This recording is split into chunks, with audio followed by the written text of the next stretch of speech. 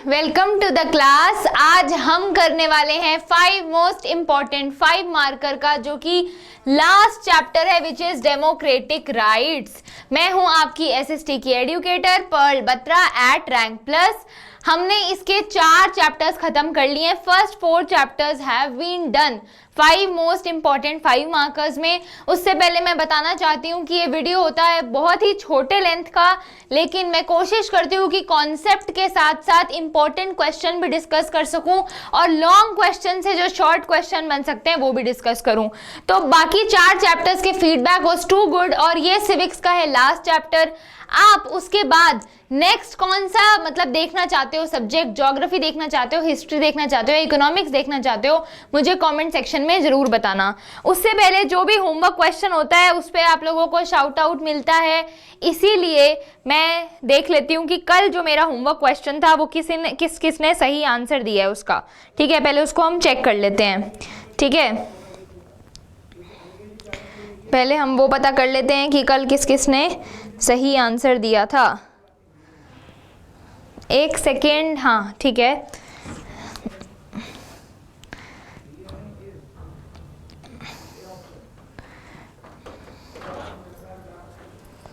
Okay, तो सही answer वाले हैं Dhruv Gautam ji and MNA exploration. Very good बेटा, ऐसे ही अच्छे से काम करते रहो, अच्छे से रिप्लाई करते रहो और इसके कमेंट सेक्शन में मुझे बताना वीडियो कैसा लगा। चलो अब स्टार्ट कर रहे हैं। फर्स्ट क्वेश्चन, सबसे पहले देखो बेटा, इस चैप्टर का जिस्ट ही क्या है, इस चैप्टर में क्या क्या है, मतलब फंडामेंटल राइट्स के अलावा कुछ स्पेशल अलग नहीं है। मोस्टली जो चीजें हैं वो क्या है, फंडामेंटल राइट्स ही हैं।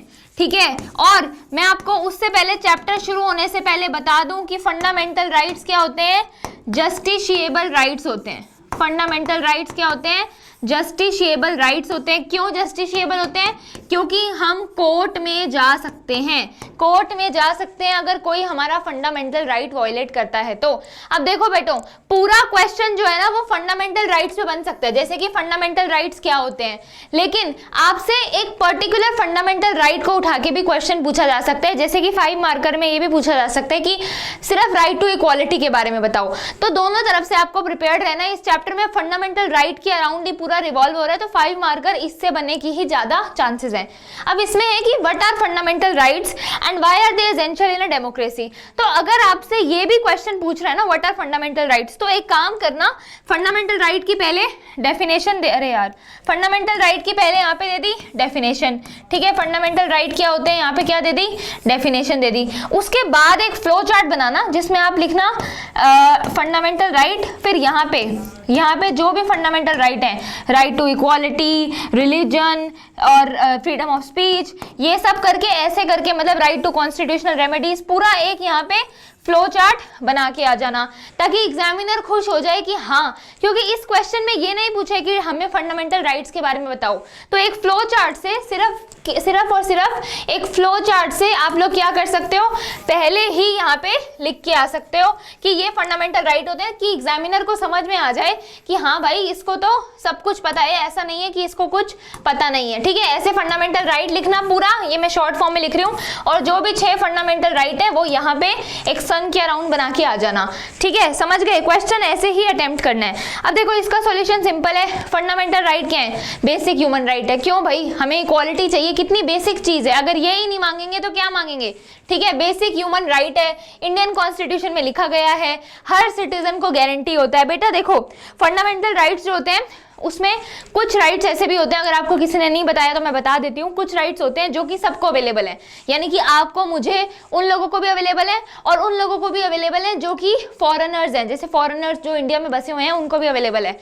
ठीक है, इंडियन सिटीजन को तो सारे फंडामेंटल राइट्स अवेलेबल हैं। ठीक है, आर्टिकल मैं आपको बता दूं, अगर आपको ऐसे नॉलेज के लिए देखना है, मतलब जितने भी 6 के 6 आर्टिकल्स हैं सब अवेलेबल हैं, लेकिन फॉरेन सिटीजन को कुछ होते हैं और कुछ नहीं होते हैं। ठीक है, समझ गए। तो guarantee to all citizens irrespective, चाहे कोई भी आप रेस के हो, रिलीजन के हो, कास्ट के हो, जेंडर के हो, कुछ भी हो, आप सबको मिलेंगे। ये राइट्स क्यों जरूरी हैं, क्योंकि ये राइट्स मिलेंगे तभी तो हमारी डिग्निटी जो है वो एश्योर होएगी और फंक्शनिंग जो है वो बेटर हो पाएगी।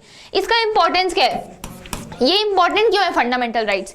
ये इसलिए इंपॉर्टेंट है क्योंकि protects individual from state overreach. इसका क्या मतलब है कि मान लो एक नौकरी है, ठीक है, मान लो मैं रैंक प्लस पे हूँ, ठीक है, कोई मुझे कहे कि मैम मैं आपको रैंक प्लस पे हायर नहीं कर सकता क्योंकि आप एक हिंदू हो, ये चलेगा क्या? मेरे रिलीजन के बेसिस पे आप मुझे ये जॉब क्यों नहीं दे रहे हो? तो स्टेट, ये जो कंपनीज हैं या कोई स्टेट है, मान लो स्टेट का मैं बोलूँ पब्लिक पार्क में कोई मुझे एंट्री ना दे ये बोल के कि आप हिंदू हो इसलिए हम आपको पब्लिक पार्क में एंट्री नहीं देंगे, तो ये गलत है। तो स्टेट ताकि अपनी अथॉरिटी ना जताए, ठीक है। फिर क्या है? Promote equality and liberty. अब चाहे हिंदू है, मुस्लिम है, बुद्धिस्ट है, सिख है, क्रिश्चियन है, एक्सेट्रा एक्सेट्रा एक्सेट्रा एक्सेट्रा, कोई भी है, हमारी इक्वालिटी और लिबर्टी जरूरी है।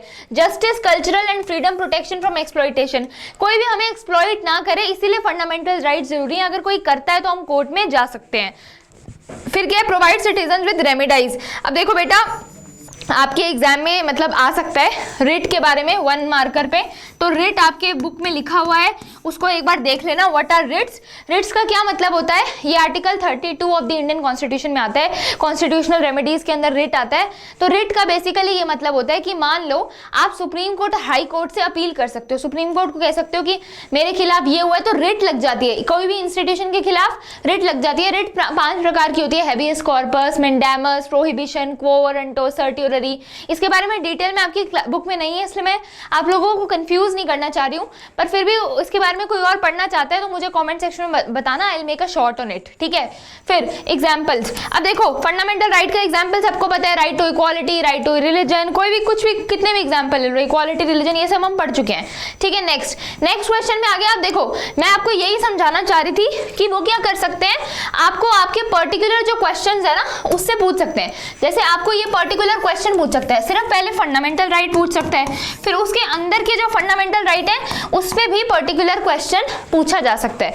तो इसमें 5 मार्कर में पूछा राइट टू इक्वालिटी क्या है, उसका मतलब क्या है, उसके इंप्लीकेशंस क्या है। राइट टू इक्वालिटी क्या है, उसका मतलब क्या है, उसके इंप्लीकेशंस क्या है। हमें पता है right to equality article 14 to 18 of the Indian constitution में आता है। टोटल फंडामेंटल राइट्स कितने में होते हैं? 12 to 35 में आते हैं। मैं आपको अलग से बता रही हूँ, 12 और 13 में स्टेट की पावर आती है। जितना आपकी एनसीईआरटी में बेटा आपको उतना करना है, पर मैं एक्स्ट्रा बता रही हूँ ताकि स्टोरी लाइन बनी रहे।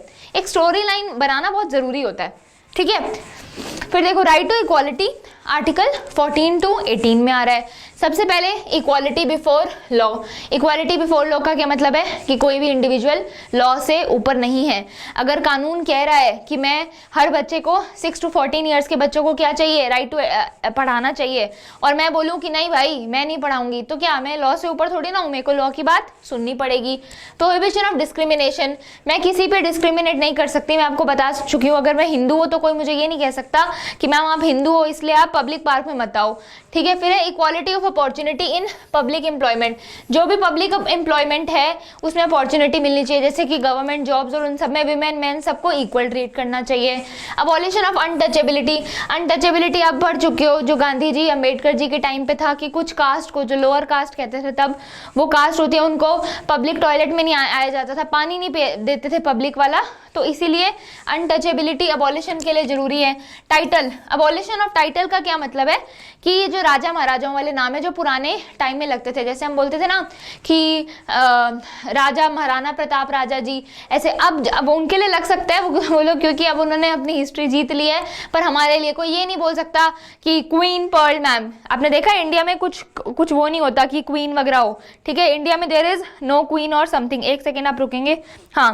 तो इंडिया में क्या होता है, कोई ऐसे नहीं होता, ये नहीं बोल सकते कि किंग नरेंद्र मोदी, हमारे यहाँ पे क्या है, मोनार्की नहीं है, तो हम किसी को ऐसे टाइटल नहीं दे सकते हैं। हाँ एकेडमिक दे सकते हैं, मान लो कोई पीएचडी करता है तो वो अपने आगे क्या लगा सकता है, डॉक्टर लगा सकता है, ठीक है, समझ गए। कोई पद्म भूषण जीतता है, वो एकेडमिक और ये मिलिट्री टाइटल्स होते हैं जैसे कि कैप्टन, लेफ्टिनेंट, ये सब लगा सकते हो आप, ठीक है। इसके इम्प्लीकेशन क्या है, अगर इक्वालिटी होगी तो क्या होगा, सोशल जस्टिस होगा, ऑब्वियसली इक्वालिटी होगी, मैं और आप इक्वल है तो क्या होगा, इंक्लूसिव एनवायरनमेंट होगा, हम सब साथ आ पाएंगे, डिस्क्रिमिनेटरी प्रैक्टिस जो है वो एंड हो जाएगी, बिल्कुल सही बात है। फिर है थर्ड में क्या है, अलग से पूछे कि राइट टू फ्रीडम क्या होता है, राइट टू फ्रीडम क्या होता है और उसके इम्प्लीकेशंस क्या हैं। तो देखो राइट टू फ्रीडम, पहले राइट टू इक्वालिटी आता है, फिर right to freedom under article 19 to 22। अब इसमें क्या होता है, स्पीच एंड एक्सप्रेशन, यानी कि अगर मैं यहाँ पे आके पढ़ाना चाहूँ और एक एक्सप्रेस करना चाहूँ स्पीच, तो अपनी मैं कुछ भी बोलना चाहूँ तो बोल सकती हूँ, पर इसमें कुछ लिमिटेशन होती है। ऐसा नहीं कि मैं आके बोलूँ कि मैं इस बच्चे को गाली दूँ या मैं इस बच्चे को अब्यूज करूँ या मैं आके कुछ भी ऐसा करूँ जो वायलेट करेगा किसी की क्या कह सकते हैं, इन्फ्रिंज करेगा किसी की प्राइवेट थिंग को, है ना, समझ गए, एक प्राइवेसी होती है लाइफ में उसको। तो इट इज़ वेरी इंपॉर्टेंट कि हम लोग अपने ओपिनियन एक्सप्रेस कर सकते हैं। अब मुझे ये नहीं कोई रोक सकता, आज मैं अगर न्यूज़पेपर में किसी के खिलाफ कुछ भी लिखना चाहती हूँ तो मैं बिल्कुल लिख सकती हूँ, because I have a freedom to express. पर मैं ऐसे नहीं लिख सकती कि मैं सो एंड सो पर्सन को अब्यूज करके लिख रही हूँ, सो दैट इज रॉन्ग, फिर वो मेरे ऊपर डिफेमेशन का केस भी लगा सकते हैं, ठीक है। तो speech and expression, assemble peacefully, पहले क्या होता था जब लोग रैली और प्रोटेस्ट में आते थे तो उनके खिलाफ क्या होता था, उनको डंडा और वो सब मारा जाता था, आजकल भी मारा जाता है, but still it's a right कि हम लोग पीसफुली जो है वो कभी भी कहीं भी प्रोटेस्ट कर सकते हैं। आपने देखा होगा जो ये डंडे और ये सब पढ़ते हैं वो उस जगहों पे पढ़ते हैं जहाँ पे क्या होता है, जहाँ पे मारपीट होती है। मान लो लोग आके बसों को आग लगा रहे हैं, सब लगा रहे हैं और बोले कि भाई ये तो हमारा अधिकार है, भाई हम तो प्रोटेस्ट कर सकते हैं, असेंबल हो सकते हैं, तो वो नहीं चलेगा। असेंबल हो सकते हो बट कॉन्स्टिट्यूशन में साफ साफ लिखा है कि पीसफुली असेंबल होना है। फ्रीडम टू फॉर्म एसोसिएशन, आपने पढ़ा होगा गिल्ड सिस्टम के बारे में, मैं और आप मिलकर एक एसोसिएशन बना सकते हैं, हम चाहें तो जा सकते हैं भाई सीबीएसई की ऑफिस, सीबीएसई वालों सुनो आपने पेपर में ये गलती करी है ना, वी कैन फॉर्म एसोसिएशन। फिर है मूव रिसाइड, हाँ अब ऐसा नहीं है कि मैं बोलूँ कि भाई मेरे को तो जाके झारखंड में एक घर लेना है, झारखंड की गवर्नमेंट कहे कि हम आपको घर नहीं देंगे, ये थोड़ा ना चलेगा। मैं सिटीजन, इंडिया की सिटीजन हूँ भाई, मैं कहीं भी जा सकती हूँ। तो freedom to move reside across India. अब इसकी कुछ लिमिटेशन है, इसकी लिमिटेशन हमने साथ साथ डिस्कस कर ली है कि जब आप बोलो तो ऐसा नहीं कि आप वायलेंस करो, है ना, आप अब्यूज करो, आप डिफेम करो किसी को, ये नहीं चलेगा। अगर आपको असेंबल होना है तो पीसफुली होना पड़ेगा, ये नहीं कि आप एक दूसरे को मार रहे हो बोलो हमें तो असेंबल होना है। और जो मूवमेंट और रेजिडेंस, हाँ अब इसका मतलब ये है कि मान लो इंडिया पाकिस्तान का बॉर्डर है, मैं कहूँ कि भाई मैं तो वहाँ जाके अपना घर बनाऊंगी, तो मोदी जी मेरे को आगे क्या कहेंगे, मैं मोदी जी को कहूँगी मोदी जी आप मेरे को ऐसे कैसे रोक सकते हो यार, मेरा राइट है, मेरे पास क्या है, मेरे पास फ्रीडम टू मूव रिसाइड है, मैं चाहे इंडिया पाकिस्तान बॉर्डर पे घर बनाऊँ चाहे मैं कहीं भी घर बनाऊँ, आपको क्या है इससे, आपको क्या प्रॉब्लम है। तो मोदी जी कहेंगे देखो बेटा ऐसा नहीं होता है, जो डिस्प्यूटेड एरिया होते हैं, सेंसिटिव एरियाज होते हैं, वहाँ पे आप नहीं रह सकते हो। तो इसका सीधा साधा ये मतलब है। अब आप मिलिट्री बेस कैंप में जाके थोड़ी ना अपना घर बनाओगे ये बोल के कि ये मेरा फंडामेंटल राइट है, नहीं, वो सेंसिटिव डिस्प्यूटेड एरिया है, वहाँ पे नहीं बना सकते हो, ठीक है। तो इसके कुछ लिमिटेशन है, ठीक है। फिर next, explain the right against exploitation. फिर अब क्या आ गया, राइट अगेंस्ट एक्सप्लॉइटेशन।